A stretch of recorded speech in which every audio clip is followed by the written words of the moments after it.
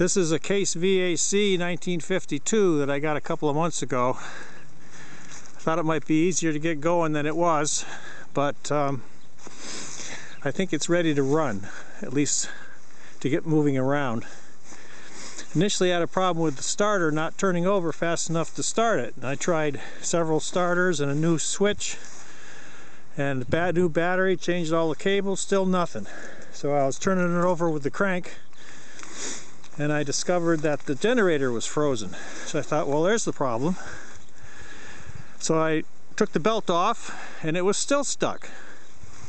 So I took the valve cover off and number one exhaust valve was stuck in the closed position and the push rod was bent. So I replaced the push rod and unstuck the valve. Took a little while, but I did it. And I've had it just popped off on ether and I think it'll run. I've cleaned the sediment bowl and replaced the screen in the gasket, which was pretty bad, but it's getting gas to the carburetor now. It's got one flat tire left. I'd replaced the two fronts.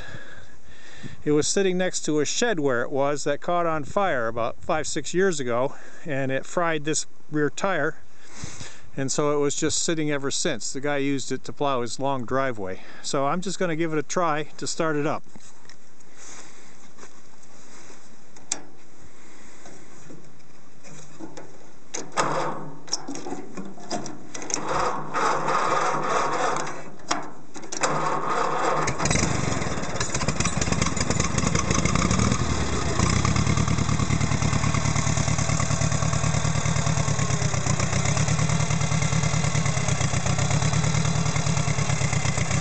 Well, I think I've got some carburetor work in the future, but it is running, and I don't see a lot of smoke coming out, so I'm calling this a temporary success anyway.